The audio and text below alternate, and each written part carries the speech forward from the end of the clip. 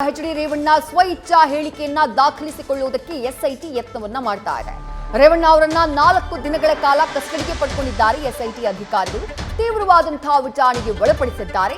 ಈ ವೇಳೆ ರೇವಣ್ಣ ಅವರಿಗೆ ಕೆಲ ಪ್ರಶ್ನೆಗಳನ್ನ ಎಸ್ಐಟಿ ಅಧಿಕಾರಿಗಳು ಕೇಳಿದ್ದಾರೆ. ಕಿಡ್ನಾಪ್ ಪ್ರಕರಣಕ್ಕೆ ಸಂಬಂಧಪಟ್ಟ ಹಾಗೆ ಪ್ರಶ್ನೆಯನ್ನ ಕೇಳಿ ಉತ್ತರವನ್ನ ಪಡೆಯೋದಕ್ಕೆ ಯತ್ನವನ್ನ ಮಾಡಿದ್ರು ಎಸ್ಐಟಿ ಅಧಿಕಾರಿಗಳು. ಆದ್ರೆ ಕಿಡ್ನಾಪ್ಗೂ ನನಗೂ ಯಾವುದೇ ಸಂಬಂಧವಿಲ್ಲ ಅಂತ ಹೇಳಿದ್ದೇನೆ. ನಾನೇ ಕಿಡ್ನಾಪ್ ಮಾಡಿಸಿರುವ ಹಾಗೆ ನೀವು ಬರ್ಕೊಳ್ತಾ ಇದ್ದೀರಿ. ನಾನು ಯಾವ ಹೇಳಿಕೆಗೂ ಸಹಿ ಹಾಕೋದಿಲ್ಲ ಅಂತ ಎಚ್.ಡಿ. ರೇವಣ್ಣ ಹೇಳ್ತಿದ್ದಾರೆ ಅನ್ನುವಂತ ಮಾಹಿತಿ ಎಸ್ಐಟಿ ಉನ್ನತ ಮೂಲಗಳಿಂದ ನ್ಯೂಸ್ ಫಸ್ಟ್ಗೆ ಲಭ್ಯವಾಗ್ತಾ ಇದೆ. ಮತ್ತಷ್ಟು ಡೀಟೇಲ್ಸ್ ನಮ್ಮ ಪ್ರತಿನಿಧಿ ಚಂದ್ರಶೇಖರ್ ನೀಡ್ತಾ ಹೋಗ್ತಾರೆ. ಚಂದ್ರಶೇಖರ್, ಎಸ್ಐಟಿ ಅಧಿಕಾರಿಗಳಿಂದ ನಿರಂತರವಾಗಿ ಪ್ರಯತ್ನ ನಡೀತಾ ಇದೆ. ನಿನ್ನೆ ಬೆಳಗ್ಗಿನಿಂದಲೂ ಕೂಡ ಕಿಡ್ನಾಪ್ ಪ್ರಕರಣಕ್ಕೆ ಸಂಬಂಧಪಟ್ಟ ಹಾಗೆ ರೇವಣ್ಣ ಅವರಿಂದ ಮಾಹಿತಿಯನ್ನ ಕಲೆ ಹಾಕುವಂತಹ ಪ್ರಯತ್ನ. ಬಟ್ ಸ್ವ ಇಚ್ಛಾ ಹೇಳಿಕೆಯನ್ನ ನೀಡುವಂತಹ ಸಂದರ್ಭದಲ್ಲಿ ಎಚ್.ಡಿ. ರೇವಣ್ಣ ಎಲ್ಲದಕ್ಕೂ ನಿರಾಕರಿಸುತ್ತಿದ್ದಾರೆ ಎನ್ನುವಂತ ಮಾಹಿತಿ ಏನಾಗ್ತಾ ಇದೆ? ಹಾಗಾದ್ರೆ ಎಸ್ಐಟಿ ಕಚೇರಿಯಲ್ಲಿ ಯಾವ ರೀತಿ ಅವರ ವಿಚಾರಣೆ ಸಾಗ್ತಾ ಇದೆ? ಈ ಒಂದು ಪ್ರಕರಣಕ್ಕೆ ಸಂಬಂಧಪಟ್ಟಂತೆ ಅಂದ್ರೆ KR ನಗರದಲ್ಲಿ ಕಿಡ್ನಾಪ್ ಪ್ರಕರಣ ಏನು ದಾಖಲಾಗಿತ್ತು, ಈ ಒಂದು ಪ್ರಕರಣಕ್ಕೆ ಸಂಬಂಧಪಟ್ಟಂತೆ ಈಗಾಗಲೇ ರೇವಣ್ಣ ಅವರನ್ನ ಬಂಧನ ಮಾಡಿ ಜೊತೆಗೆ ಕಸ್ಟಡಿಗೂ 4 ದಿನ ಕಸ್ಟಡಿಗೆ ಪಡೆದಿರುವಂತಹ ಎಸ್ಐಟಿ ಅಧಿಕಾರಿಗಳು ಈಗಾಗಲೇ ಸಾಕಷ್ಟು ವಿಚಾರಣೆಯನ್ನ ಮಾಡಲಿಕ್ಕೆ ಅವರನ್ನ ಯತ್ನ ಮಾಡಿರುವಂತಹದ್ದು. ಆದ್ರೆ ಯಾವುದೇ ಒಂದು ಪ್ರಶ್ನೆಗೂ ಕೂಡ ಇದುವರೆಗೂ ಯಾವುದೇ ರೀತಿಯಾದಂತಹ ಸಕಾರಾತ್ಮಕವಾಗಿ ಏನು ಉತ್ತರಿಸಿಲ್ಲ ಅನ್ನುವಂಥದ್ದು ಸದ್ಯಕ್ಕೆ ಎಸ್ಐಟಿ ಮೂಲಗಳು ತಿಳಿಸಿರುವಂತಹದ್ದು. ಇನ್ನು ಇದನ್ನು ಹೊರತುಪಡಿಸಿದ್ರೆ ಸ್ವ ಇಚ್ಛಾ ಹೇಳಿಕೆಯನ್ನ ದಾಖಲು ಮಾಡ್ಕೊಳ್ಬೇಕಾಗತ್ತೆ. ಅಂದ್ರೆ ಅದು ಕಾನೂನು ಪ್ರಕಾರ ಕೊಡ್ಲೂಬಹುದು ಅಥವಾ ಕೊಡದೇನೂ ಇರ್ಬೋದು. ಅದು ಆರೋಪಿಯ ವಿವೇಚನೆಗೆ ಬಿಟ್ಟಿದ್ದು. ಹೀಗಾಗಿ ಎಲ್ಲ ಒಂದ್ ಕಡೆ ನಮ್ಮ ವಕೀಲರ ಕಡೆಯಿಂದ ನಾನು ಡೈರೆಕ್ಟ್ ಆಗಿ ನ್ಯಾಯಾಲಯಕ್ಕೆ ಸಬ್ಮಿಟ್ ಮಾಡ್ತೇನೆ, ನಿಮಗೆ ಕೊಡುವಂತಹ ಅಗತ್ಯ ಇಲ್ಲ. ಜೊತೆಗೆ ನೀವು ಏನು ನಾನು ಕಿಡ್ನಾಪ್ ಮಾಡಿಲ್ಲ, ಇದು ರಾಜಕೀಯ ಷಡ್ಯಂತ್ರ ಅಂತ ಎಷ್ಟು ಸಲ ಹೇಳಿದ್ರು ಸಹ ನಾನು ಕಿಡ್ನಾಪ್ ಮಾಡಿಸಿದ್ದೇನೆ ಅನ್ನುವಂತಹ ರೀತಿಯಲ್ಲಿ ನೀವು ನಿಮಗೆ ಬೇಕಾದಂತಹ ರೀತಿಯಲ್ಲಿ ರೈಟಿಂಗ್ ನಲ್ಲಿ ಇಟ್ಕೊಂಡು ಅದಕ್ಕೆ ಸಹಿ ಮಾಡಿ ಅನ್ನುವಂತಹ ನಿಟ್ಟಿನಲ್ಲಿ ನನಗೆ ಒತ್ತಡ ಆಗ್ತಾ ಇದ್ದೀರಿ. ಈ ಹಿನ್ನೆಲೆಯಲ್ಲಿ ನಾನು ನನ್ನ ವಕೀಲರ ಜೊತೆ ಮಾತನಾಡಬೇಕು. ಹಾಗಾಗಿ ನಾನು ಎಲ್ಲ ಒಂದ್ ಕಡೆ ಯಾವುದೇ ಕಾರಣಕ್ಕೂ ಕೂಡ ಸ್ವಇಚ್ಛೆ ಹೇಳಿಕೆಗೆ ನಾನು ಸೈನ್ ಹಾಕೋದಿಲ್ಲ ಅನ್ನುವಂತಹ ಪಟ್ಟನ್ನು ಹಿಡಿದುಕೊಟ್ಟಿರುವ ಇದ್ದಾರೆ ರೇವಣ್ಣ ಅಂತ ಹೇಳಿ ಸದ್ಯಕ್ಕೆ ಎಸ್ಐಟಿ ಮೂಲಗಳು ತಿಳಿಸಿರುವಂತಹದ್ದು. ಇದನ್ನು ಹೊರತುಪಡಿಸಿದ್ರೆ ಈಗಾಗಲೇ ಸುಮಾರು 30ಕ್ಕೂ ಹೆಚ್ಚು ಪ್ರಶ್ನೆಗಳನ್ನ ಎಚ್.ಡಿ. ರೇವಣ್ಣ ಅವರಿಗೆ ಕೇಳಲಾಗಿತ್ತು. ಆದ್ರೆ ಈವರೆಗೂ ಕೂಡ ಯಾವುದೇ ರೀತಿಯಾದಂತಹ ಉತ್ತರವನ್ನ ಕೊಟ್ಟಿಲ್ಲ. ಕೇವಲ ಅವರು ಪದೇ ಪದೇ ಹೇಳ್ತಾ ಇರುವಂತಹದ್ದು ಈ ಪ್ರಕರಣಕ್ಕೂ ನನಗೂ ಯಾವುದೇ ರೀತಿಯಾದಂತಹ ಸಂಬಂಧ ಇಲ್ಲ, ಬೇಕಾಗಿ ಈ ಒಂದು ಪ್ರಕರಣವನ್ನ ಕ್ರಿಯೇಟ್ ಮಾಡಿದ್ದೀರಿ, ನಾನು ಯಾವುದೇ ರೀತಿಯಾದಂತಹ ಕಿಡ್ನಾಪ್ ಮಾಡಿಲ್ಲ. ಜೊತೆಗೆ ಈ ಒಂದು ಪ್ರಕರಣ ಅಂದ್ರೆ ಲೈಂಗಿಕ ದೌರ್ಜನ್ಯ ಪ್ರಕರಣ ದಾಖಲಾದ ನಂತರ ನಾನು ಈ ಒಂದು ಪ್ರಕರಣವನ್ನ ಯಾವ ರೀತಿ ಎದುರಿಸಬೇಕು ಅನ್ನುವಂತಹ ನಿಟ್ಟಿನಲ್ಲಿ ಕಾನೂನು ಸಲಹೆಯನ್ನ ಪಡ್ಕೊಳ್ತಿದ್ದೆ ಬಿಟ್ರೆ ಈ ರೀತಿಯಾದಂತಹ ಪ್ರಕರಣವನ್ನ ಕಿಡ್ನಾಪ್ ಮಾಡೋದು ಅಥವಾ ಬೆದರಿಕೆ ಹಾಕುವಂತಹದ್ದು ಯಾವುದು ಕೂಡ ಮಾಡಿಲ್ಲ. ಇದನ್ನ ನೀವು ಕ್ರಿಯೇಟ್ ಮಾಡಿರುವಂತಹದ್ದು ಇದು ರಾಜಕೀಯ ದ್ವೇಷದ ಹಿನ್ನೆಲೆ ಈ ರೀತಿಯಾದಂತಹ ಒಂದು ಪ್ರಕರಣವನ್ನ ಕ್ರಿಯೇಟ್ ಮಾಡಿದ್ದಾರೆ ಅನ್ನುವಂತಹ ಹೇಳಿಕೆಯನ್ನ ಕೊಡ್ತಾ ಇದ್ದಾರೆ ಅನ್ನುವಂತಹದ್ದು ಸದ್ಯಕ್ಕೆ ಎಸ್ಐಟಿ ಮೂಲಗಳು ತಿಳಿಸಿರುವಂತಹದ್ದು. ವಿದ್ಯಾ, ಈಗ ಚಂದ್ರಶೇಖರ್, ನಿನ್ನೆ ಬೋರಿಂಗ್ ಆಸ್ಪತ್ರೆಯ ಮುಂದೆ ಎಸ್ಐಟಿ ಅಧಿಕಾರಿಗಳು ಕರೆದ್ರೂ ಕೂಡ ಅದಕ್ಕೆ ಅವಕಾಶವನ್ನ ಕೊಡದೆ ಮಾಧ್ಯಮಗಳಿಗೆ ರಿಯಾಕ್ಟ್ ಮಾಡಿದ್ರು ಎಚ್.ಡಿ. ರೇವಣ್ಣ. ಹೆಚ್ಚು ಕಮ್ಮಿ ಈಗ ನೀವೇನ್ ಅಂಶಗಳನ್ನ ಹೇಳ್ತಾ ಇದ್ದೀರೋ ಅದೇ ವಿಚಾರವನ್ನ ಅವರು ಮಾಧ್ಯಮಗಳ ಮುಂದೆ ಕೂಡ ಉಲ್ಲೇಖ ಮಾಡಿದ್ದು, ಷಡ್ಯಂತ್ರವನ್ನ ಮಾಡಲಾಗ್ತಾ ಇದೆ ಅಂತ ಹೇಳಿ.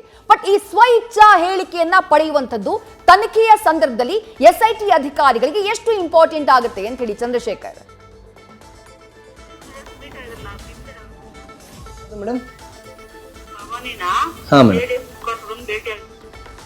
ಆಗಿದ್ದಾರಾ ಇಲ್ವಾ ಅನ್ನುವಂತಹದ್ದು ಆತನ ಒಪ್ಪಿಗೆಯ ಒಂದು ಸೂಚನೆ ಆಗುತ್ತೆ. ಈಗ ಹಿನ್ನೆಲೆಯಲ್ಲಿ ಎಲ್ಲೊಂದ್ ಕಡೆ ಆತನು ಏನ್ ಹೇಳ್ತಾನೆ ಈ ಒಂದು ಪ್ರಕರಣದಲ್ಲಿ ಸಣ್ಣ ಸುಳಿವು ಕೂಡ ಸಿಕ್ಕರೆ ಸಾಕು, ಅದನ್ನ ಚಾರ್ಜ್ ಶೀಟ್ ನಲ್ಲಿ ಉಲ್ಲೇಖ ಮಾಡಬಹುದು. ಜೊತೆಗೆ ಜಡ್ಜ್ಗೆ ಅದನ್ನ ಕನ್ವೆ ಮಾಡಿ ಈತನಿಗೆ ಬೇಲ್ ಕೊಡಬಾರದು ಅನ್ನುವಂತ ನಿಟ್ಟಿನಲ್ಲಿ ಆಗಬಹುದು, ಅಥವಾ ಆತನನ್ನ ಮತ್ತಷ್ಟು ದಿನಗಳ ಕಾಲ ಕಸ್ಟಡಿಗೆ ತೆಗೆದುಕೊಳ್ಳುವಂತಹ ನಿಟ್ಟಿನಲ್ಲಿ ಈ ಒಂದು ಸ್ವಇಚ್ಛಾ ಹೇಳಿಕೆ ಬಹುಮುಖ್ಯ ಪಾಲು ವಹಿಸುತ್ತೆ ಅಂತಂದ್ರೆ ತಪ್ಪಾಗಲ್ಲ. ಯಾಕೆಂತಂದ್ರೆ ಈ ಒಂದು ಹೇಳಿಕೆಯಲ್ಲಿ ಪ್ರಕರಣದ ಯಾವುದೇ ಒಂದು ವಿಚಾರವನ್ನ ಒಪ್ಪಿಕೊಂಡಂತೆ ಆ ಒಂದು ಹೇಳಿಕೆ ಉಲ್ಲೇಖ ಆದ್ರೆ ಅಲ್ಲಿಗೆ ಆ ಆರೋಪಿ ಆ ಒಂದು ಪ್ರಕರಣದಲ್ಲಿ ಭಾಗಿಯಾಗಿದ್ದಾನೆ ಅನ್ನುವಂತಹದ್ದು ಮೇಲ್ನೋಟಕ್ಕೆ ಸಾಬೀತಾಗುತ್ತೆ. ಈ ಹಿನ್ನೆಲೆ ಎಲ್ಲ ಒಂದ್ ಕಡೆ ರೇವಣ್ಣ ಅವರು ಕಾನೂನು ಅರಿವು ಇರೋದ್ರಿಂದ, ಮಾಜಿ ಒಂದು ಸಚಿವರಾಗಿರೋದ್ರಿಂದ ಈ ಹಿನ್ನೆಲೆಯಲ್ಲಿ ಆ ಒಂದು ಏನು ಸ್ವಇಚ್ಛಾ ಹೇಳಿಕೆ ಅನ್ನುವಂತಹದ್ದು ಎಸ್ಐಟಿ ಅಧಿಕಾರಿಗಳ ಮುಂದೆ ಕೊಡಬಹುದು ಅಥವಾ ಕೊಡದೇನೂ ಇರಬಹುದು. ಅದು ಆರೋಪಿಯ ವಿವೇಚನೆಗೆ ಬಿಟ್ಟಿದ್ದು. ಮತ್ತೆ ಕಾನೂನು ತಜ್ಞರ ಒಂದು ಸಲಹೆ ತೆಗೆದುಕೊಂಡೇ ಈ ರೀತಿಯಾದಂತಹ ನಿರ್ಧಾರ ತೆಗೆದುಕೊಂಡಿದ್ದಾರೆ ಅನ್ನುವಂತಹದ್ದು ಸದ್ಯಕ್ಕೆ ಮೇಲ್ನೋಟಕ್ಕೆ ಗೋಚರ ಆಗ್ತಾ ಇರುವಂತಹದ್ದು.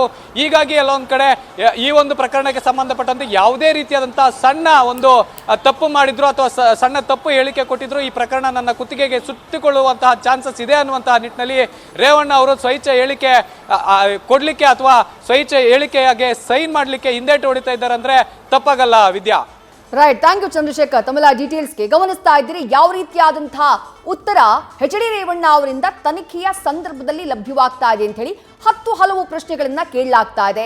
ಸಂತ್ರಸ್ತ ಮಹಿಳೆ ಎಲ್ಲಿದ್ದು ಅನ್ನೋದು ನಮಗೆ ಗೊತ್ತಾ?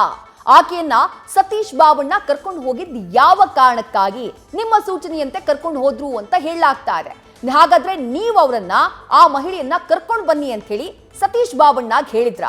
ಅವರ ಮಗ ನೀವು ಕಿಡ್ನಾಪ್ ಮಾಡಿಸಿದ್ದೀರಿ ಅನ್ನುವಂಥ ಆರೋಪವನ್ನ ಮಾಡಿದ್ದಾರೆ ತಾವು ಕೊಟ್ಟಂತಹ ಕಂಪ್ಲೇಂಟ್ ನಲ್ಲಿ. ಅವರ ಮಗ KR ನಗರ ಸ್ಟೇಷನ್ ನಲ್ಲಿ ಈ ರೀತಿಯಾಗಿ ಕಂಪ್ಲೇಂಟ್ ದಾಖಲು ಮಾಡಿದ್ದಾರೆ. ನಿಮ್ಮ ಹೆಸರು ಉಲ್ಲೇಖ ಆಗಿದೆ. ಸತೀಶ್, ನೀವು ಹೇಳಿದ್ದಕ್ಕೆ ಹಾಗಾದ್ರೆ ಆ ಸಂತ್ರಸ್ತ ಮಹಿಳೆಯನ್ನ ಕರ್ಕೊಂಡು ಹೋದ್ರ? ಯಾಕೆ ನೀವು ಅವರನ್ನ ಕರ್ಕೊಂಡು ಬರೋದಕ್ಕೆ ಹೇಳಿದ್ರೆ? ಹಾಗಾದ್ರೆ ಎಚ್ ಡಿ ರೇವಣ್ಣ ಅವರಿಗೆ SIT ಅಧಿಕಾರಿಗಳು ಕೇಳ್ತಾ ಇರುವಂತಹ ಪ್ರಶ್ನೆ ಇದು. ನಿಮ್ಮ ಮಗನ ವಿರುದ್ಧದ ಕೇಸನ್ನ ಮುಚ್ಚಿ ಹಾಕೋದಕ್ಕೆ ಹಾಗಾದ್ರೆ ನೀವು ಪ್ರಯತ್ನವನ್ನ ಪಟ್ರ?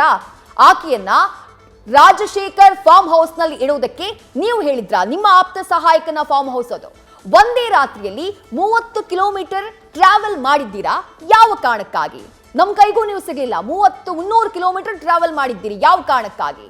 ಶುಕ್ರವಾರದಿಂದ ಶನಿವಾರದ ತನಕ ನಿರಂತರವಾಗಿ ನೀವು ಟ್ರಾವೆಲ್ ಮಾಡ್ತಾ ಇದ್ರಿ, ಯಾವ ಕಾರಣಕ್ಕಾಗಿ, ಯಾವ ಉದ್ದೇಶಕ್ಕಾಗಿ ನೀವು ಟ್ರಾವೆಲ್ ಮಾಡ್ತಾ ಇದ್ರಿ? ತುರ್ತಾಗಿ ನೀವು ಎಲ್ಲಿ ಓಡಾಟವನ್ನ ನಡೆಸ್ತಾ ಇದ್ರಿ? ಪ್ರತಿಯೊಂದು ಅನುಮಾನಗಳಿಗೂ ಉತ್ತರ ಪಡೆಯುವಂತಹ ಪ್ರಯತ್ನ SIT ಇಂದ. ಎಲ್ಲೆಲ್ಲಿಗೆ ಹೋಗಿದ್ರಿ ನೆನಪು ಮಾಡ್ಕೊಂಡು ಹೇಳಿ. ಯಾವ ಜಾಗಕ್ಕೆ ಹೋಗಿದ್ರಿ, ಯಾರ್ಯಾರನ್ನ ಮೀಟ್ ಆಗಿದ್ರಿ ನೆನಪು ಮಾಡ್ಕೊಂಡು ಹೇಳಿ. ಸಂತ್ರಸ್ತೆ ಇದ್ದಂತಹ ಫಾರ್ಮ್ ಹೌಸ್ಗೆ, ಅಂದ್ರೆ ಹುಣಸೂರು ತಾಲೂಕಿನ ಕಾಳೇನಹಳ್ಳಿಯಲ್ಲಿರುವಂತಹ ನಿಮ್ಮ ಆಪ್ತ ಸಹಾಯಕ ರಾಜಶೇಖರ್ನ ಫಾರ್ಮ್ ಹೌಸ್ಗೆ ನೀವು ಯಾಕೆ ಭೇಟಿ ಕೊಟ್ರಿ? ನಮ್ಮ ಟೀಮ್ ನಿಮ್ಮ ಫಾಲೋ ಮಾಡ್ತಾ ಇದ್ದಂತಹ ಸಂದರ್ಭದಲ್ಲಿ ಇದನ್ನ ಅಬ್ಸರ್ವ್ ಮಾಡಿದೆ. ನಮ್ಮ ಟೀಮ್ ನಿಮ್ಮನ್ನ ಫಾಲೋ ಮಾಡ್ತಾ ಇದ್ದ ಬಗ್ಗೆ ಸುಳಿವು ನೀಡ್ತಾ ಇದ್ದಿದ್ದು ಯಾರು ನಿಮ್ಗೆ ಸುಳಿವನ್ನ ಕೊಡ್ತಾ ಇದ್ರು? ನಿಮ್ಮ ತಂದೆಯ ಮನೆಗೆ ಕೊನೆಗೂ ಯಾಕೆ ಬಂದ್ರಿ ನೀವು? ಎಚ್ ಡಿ ದೇವೇಗೌಡ ಅವರ ನಿವಾಸದಿಂದ ಅರೆಸ್ಟ್ ಮಾಡಲಾಗಿರೋದು ಎಚ್ ಡಿ ರೇವಣ್ಣ ಅವರನ್ನ ಯಾಕೆ ನೀವು ಅವರ ಮನೆಗೆ ಯಾಕೆ ಹೋದ್ರಿ? ಅಲ್ಲಿ ಬಂದಾಗ್ಲೂ ಕೂಡ 10 ನಿಮಿಷಗಳ ಕಾಲ ನಮ್ಮನ್ನ ಯಾಕೆ ಕಾಯಿಸಿದ್ರಿ? ನಿಮಗೆ ಇದರಲ್ಲಿ ಯಾರ್ಯಾರು ಸಹಾಯವನ್ನ ಮಾಡಿದ್ದಾರೆ? ನಿಮ್ಮ ಪುತ್ರ ನಿಮ್ಮ ಸಂಪರ್ಕದಲ್ಲಿ ಇದ್ರಾ? ನೀವು ಅರೆಸ್ಟ್ ಆಗೋವರೆಗೂ ನಿಮ್ಮ ಪುತ್ರ ನಿಮ್ಮ ಸಂಪರ್ಕದಲ್ಲಿ ಇದ್ರಾ? ಕೊನೆಯದಾಗಿ ಪ್ರಜ್ವಲ್ ರೇವಣ್ಣ ಅವರನ್ನ ನೀವು ಮಾತನಾಡಿಸಿದ್ದು ಯಾವ ಸಂದರ್ಭದಲ್ಲಿ, ಯಾವಾಗ? ಬೆಂಗಳೂರಿನ ಪದ್ಮನಾಭನಗರದ ಮನೆಗೆ ಎಷ್ಟು ಹೊತ್ತಿಗೆ ನೀವು ಬಂದ್ರಿ? ನಾವು ನಿಮ್ಮನ್ನ ಅರೆಸ್ಟ್ ಮಾಡಿದ್ವಿ, ಬಟ್ ನೀವು ಅಲ್ಲಿಗೆ ಬಂದಿದ್ದು ಎಷ್ಟು ಹೊತ್ತಿಗೆ? ನ್ಯೂಸ್ ಫಸ್ಟ್, ನಿರ್ಭೀತಿಯಿಂದ ನಿಮ್ಮ ಪರವಾಗಿ.